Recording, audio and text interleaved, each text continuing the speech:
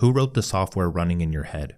Are you sure you actually want it there? That's a part of a tweet from Elon Musk, and I think it helps shape what we're going to talk about quite well. Most people haven't practiced thinking. When you talk to them, you aren't talking to them. You're talking to the TV, social media, their parents, their teachers, their insecurities and trauma, or even patterns they've picked up from AI. It's very robotic. Everyone cries about how you need to be more authentic when they are just parroting that statement from someone else, which is ironic. But the thing is, you can't escape this. This is just how the mind works. We remember information that is important to our survival, and the more it's repeated, the more efficient it becomes. The conscious mind can process around 50 bits of information per second, while the unconscious mind can manage around 11 million bits of information per second. If you want to change your life, your most important life task is using your limited conscious attention to become aware of and reprogram what's happening in the depths of your unconscious mind. And as Carl Jung said, until you make the unconscious conscious, it will direct your life and you will call it fate. So if you can reprogram this unconscious to move in the direction of success, then you achieve success automatically. You don't have to think about what to do because you just do it. And most people, since they have not done this, are heading off a cliff by default. They're set on a specific path at birth. They don't question that. They become blind to every action that they take, and their destination is pure mediocrity. That's why it's extremely important to understand what got you into this situation. And this isn't some surface level advice of how to change your life. We're getting to the root of this and what has gotten us all into this situation.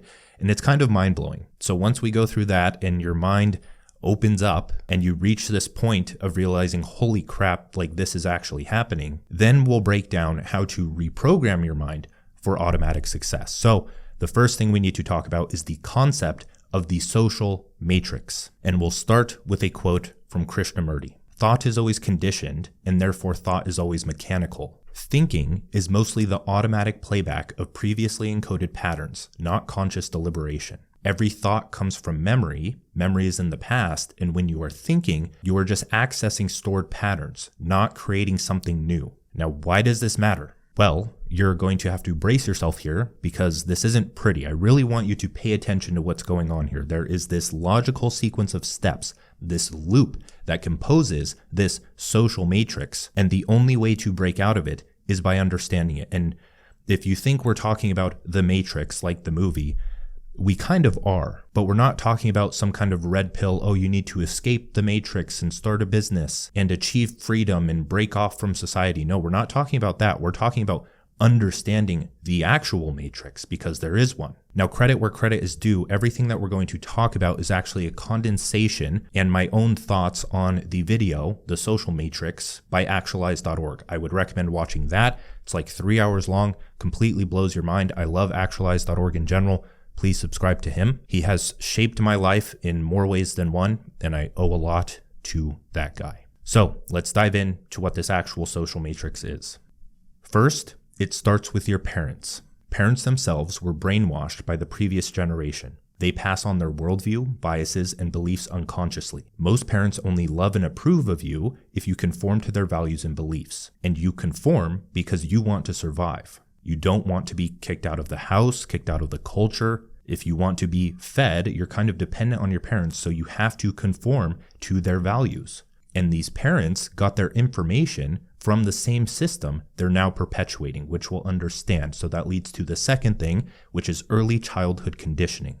Language shapes and limits what you can actually think about. Now stop and actually think about that for a second. The only reason you think about the thoughts that you do is because of the language you speak that allows you to articulate those thoughts. Think about how many things you haven't thought of or things you could think of if you weren't bound by a specific language. Now beyond that, cultural norms and values are planted in your head before you can think critically. Children learn to seek approval by conforming to authority. That leads to the third thing, which is that public schools were explicitly created to reinforce obedience, as researched by UC San Diego. Now, whenever we talk about the education system, this starts to piss some people off, and that's usually because they're attached to it, they're dependent on it in some way or another, and they were told since they were a child that that's the thing that they have to do in order to be successful, when that's just not the case anymore. The Prussian education model was designed as a long-term solution to social unrest through the standardization of thought. Specifically, it was designed to create obedient soldiers, compliant citizens, and well-behaved workers.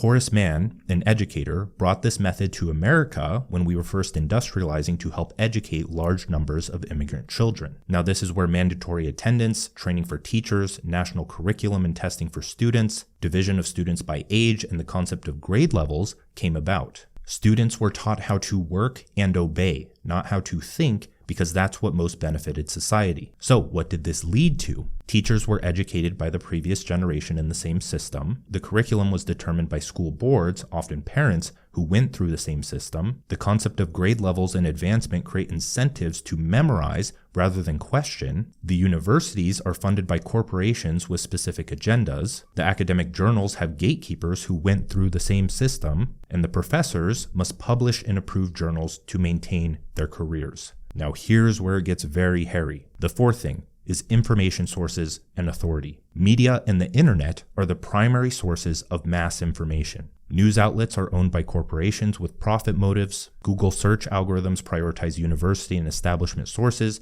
meaning that most people are getting information from universities where teachers were trained by teachers, parents teach their children, and children learn from teachers. Wikipedia articles are written by academics within the school system that is already heavily biased. Social media reinforces biases through echo chambers, and entertainment subtly programs values and worldviews. In science and academia, scientists and students rely on faith in thousands of studies they haven't personally validated. Research funding comes from corporations and governments with agendas, and all of this is most of the time, not all of the time, but most of the time, is not good. So, in other words, students and scientists trust the information provided by other students and scientists who were raised by parents who got their information from prior students and scientists. Do you see the problem with this? The students and scientists' teachers were trained on government-provided material which found its way into the information sources. In general, this should just terrify you. Now, the fifth thing here is that social media and AI amplify unconsciousness. Now, the propaganda model for how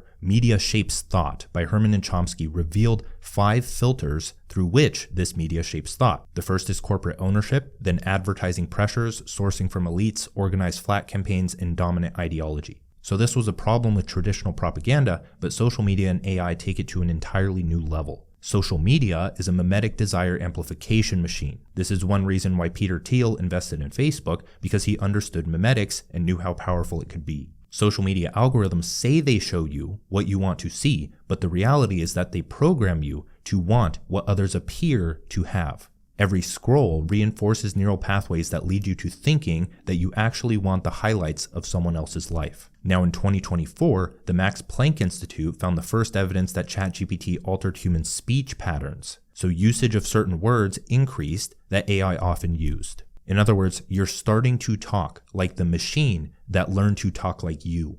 So, like when you were a kid, language shaped how critically you could think. Now that our language is becoming dumber with AI and immature Gen Z lingo taking over social media, our minds are slowly narrowing to further guarantee mediocrity. In the future, AI will become a foundational layer that precedes social programming from parents and schools, because teachers will use AI to teach, students will use AI to learn, and those students will go on to be teachers and parents. So AI is great. It's an amazing technology. I use it every day. But there is a certain way that you need to use it so that you don't become as dumb as a rock. If you want to understand that way, go and watch my video. You have about 36 months to make it. Now, the last and final thing here, the sixth thing, is that society is rigged against you. And we're just going to rapid fire through these because this is getting a bit long, and I think you get the point by this point. The need for a job forces you to be compliant with your boss's worldview. That boss went through the same education system. Marketing and advertising manipulate desires from childhood.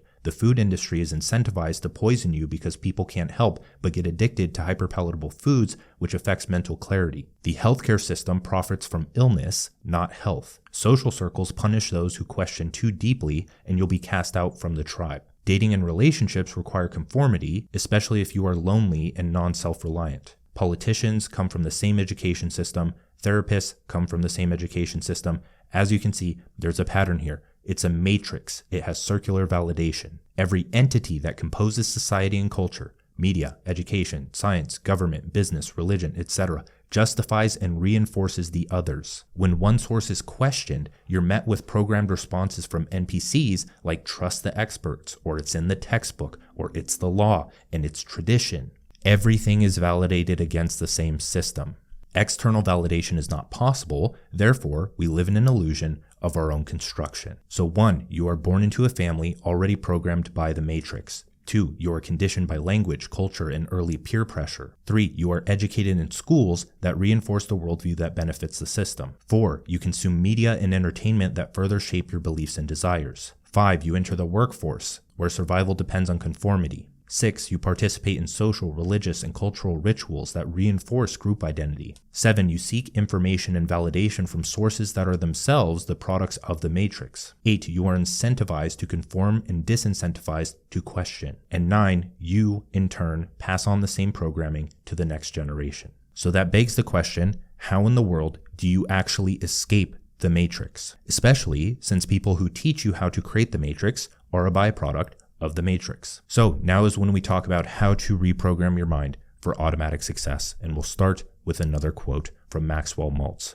The brain and nervous system constitute a marvelous and complex goal-striving mechanism, a sort of built-in automatic guidance system that works for you as a success mechanism, or against you as a failure mechanism, depending on how you, the operator, operate it and the goals you set for it. So when we look to psychology, there are a few things we know for sure, and we need to understand these before we go into the actual steps. First is that the mind evolves and expands through stages of increasing complexity, making life more interesting and enjoyable, but you can just as easily get stuck in a low level for your entire life. For this, you can see my article on the model that I created called Human 3.0, but I'll also create a video on that eventually. I believe that'll be next week's video. I've been putting it off because I want it to be good. Second is that the flow state, or optimal experience and enjoyment, stems from a self-generated goal, complete clarity on how to achieve it, and a level of challenge that is just above your skill level. For this, you can see the work of Mihai Csikszentmihalyi and Stephen Kotler. Third is that your mind interprets reality through a lens of psychological survival. Your identity forms around the values and beliefs of the culture you were raised in, and you feel threatened when your identity is threatened.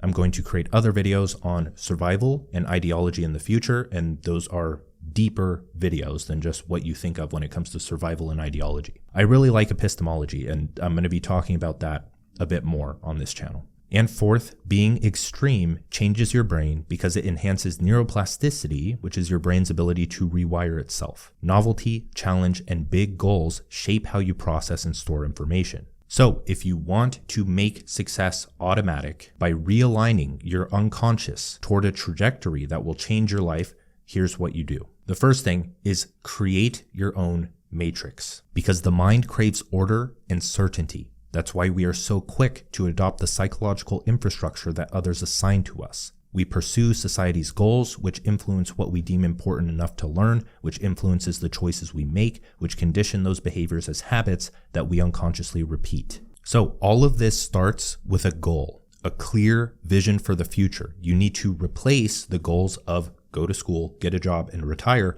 with something that you generate and something that is more meaningful. But many attempt to do this and fail for one reason. The fear of ending up like everyone else doesn't outweigh the fear of discomfort. You can tell yourself that you deeply care about your goals all day long, but the reason you don't change is because another goal is taking priority, and that's unconscious to you. So how do you generate a goal so meaningful that you have no option but to pursue it? You gain complete awareness of where your life is heading if you keep doing the same things. You question your life and sit with the discomfort without searching for someone else to give you the answer. You become so disgusted that the pain of staying the same makes the pain of discomfort feel like a little pinch. You remind yourself of your anti-vision, the life you don't want to live, as a reference point from which you can aim in a different direction. But then you need to learn how to navigate the unknown. And that leads to step 2, which is to pursue an interest-based education. Because the education system has its perks, but it fails at the one thing that it's actually supposed to do, which is to educate. Public schools help with socialization, teaching you how to write and read, and giving you a base operating system to become a civilized human. But if education equals discovery, it is doing the opposite of just that. You learn the same topics as everyone else. You choose from the same classes as everyone else. You look up the same high-paying skills and high-paying jobs as everyone else to enter a race to the bottom. This is the only path you know because you haven't begun the process of self-education, so your mind only works to achieve the goal of getting a job for the sake of money and survival. Luckily, we now live in a world where you can learn anything and do anything without permission, which is the next step. But how do you actually take advantage of this, pursuing an interest-based education? You take note of the current problems with how you are living. These typically fall within the domains of health, wealth, relationships, and finances. So what's wrong with your health or fitness, how you look? What's wrong with your financial situation? What's wrong with your social life or relationships? There's already problems there. Pick one. Then you start exploring the internet and social media as a curator, not a consumer. You experiment with various methods without becoming dogmatic about any of them. Then you dedicate at least 30 to 60 minutes a day to learning in a way that directly correlates with your self-generated goals. And last, you throw your mind into an entirely different environment and let your beliefs be challenged. So what you need to remember here is that you reprogram your unconscious by aligning your actions and learnings with a goal that was not assigned to you, a goal that you assigned yourself. So the process is goal, interpret information, act, make mistakes, correct mistakes, repeat. If you can do that, you'll be successful. Now, the third and arguably the most important step here is that you need to teach yourself and your children to be high agency. Agency is the ability to act without permission. Therefore, agency is the belief that difficult tasks can become easy because goals fall into three buckets. There's easy goals, which are something we can do with our current knowledge, skill, and resources. There's impossible goals, which is something we can't do or is outside of the laws of physics. And then there's difficult goals, so something we can't do right away, but can eventually do if we gather the right skills and resources. Now imagine if I put a gun to your head and told you that you have to bench press 315 pounds within the next year. You will either interpret that as impossible because you can't see the way to get there and then you'll just let yourself die, or you will do everything in your power to achieve it, and you probably will. And at that point, you have to learn and educate how to do all of that stuff, and you actually have to do it. Now, on that topic, I actually started a side quest channel, a second channel that is more vlog, a day in the lifestyle, where I'm going to be talking about fitness and biohacking and even behind the scenes of building the startup we're building, the software. Now, those things reveal two problems with how the average person thinks. First, they have an external locus of control, believing that all great accomplishments are a matter of luck rather than skill. When they need help, they look to their friends, the government, or anyone else but themselves. Their first reaction is to blame, not think, and especially not take responsibility for their lives. The second problem is that they are missing the intersection of importance and urgency. They have not educated themselves or experimented to the point of generating passion around a specific life task, and they do not have an awareness of where their life is heading without that aim. They are not pushed or pulled in any direction by their own desire, but they are thrown around like a puppet by someone else's. Education is not about math or spelling or historical facts. It's about instilling agency in yourself and those who come after you. A high agency individual will learn everything that they need to in order to do what they want to do. A low agency individual will stay in its nest waiting for mama bird to bring it a worm. So how do you actually begin to practice agency? What are the practical steps? First, do not allow others to help you for as long as possible, even if you struggle. 2, when you want something, practice taking small steps to learning about it and act on it. 3, drop out of school or request to be homeschooled. This one holds a lot of baggage for a lot of people, but only those who think a lack of credentials will somehow ruin your life. I will not expand on this today. 4, consciously expose yourself to difficult problems at least every 3 to 6 months. Build new projects, study new material. And 5, question what you are supposed to do and make a different decision. Agency isn't just taking action, it's deciding what actions are worth taking. Now, most of the time, this is going to lead you down the path of entrepreneurship and self-direction, because schools and jobs have values that you must conform to if you want to keep that job, and that narrows your mind. And it limits your ability to learn and act. Now, step 4 is to become a value creator, because humans are tool builders. When we've encountered a problem, like being cold, hungry, or in danger from predators, we created fire, shelter, and weapons to hunt and defend. And once those tools were created, the potential for better tools allowed for the society we built today. Nature is brutal. It's not this kind and loving thing that many hippies believe it to be. Unless humans had transformed the earth to be hospitable, we would be extinct by now and still drastically underdeveloped. Now, beyond that, becoming a creator is central to living a good life, because happiness and enjoyment are the combination of progress being made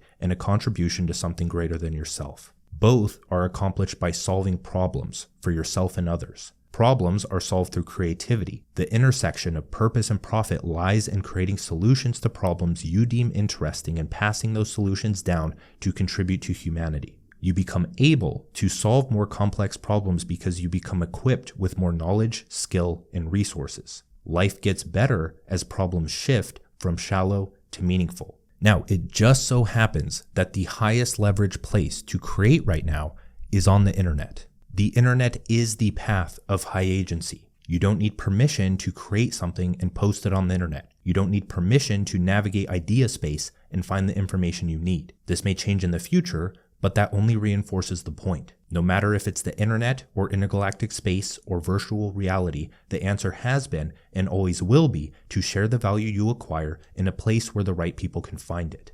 That is it for this video. If you want resources on building a high-value skill stack or becoming a creator, not necessarily a content creator, but your nature, expressing your nature as a creator by becoming an entrepreneur and using the internet as a vessel to do so, or you just want to read more about this philosophy, check out the links in the description for all of that. I have various resources there. Before you leave, like, subscribe. It's just a button click. It's literally right with your thumb. It doesn't take that much energy. I would really appreciate it. Oh, and one last thing. I never ask people to do this. I don't know why, but turn notifications on just because the YouTube algorithm is all messed up and doesn't show videos to anyone anymore. With that, thank you for watching. I'll see you in the next video.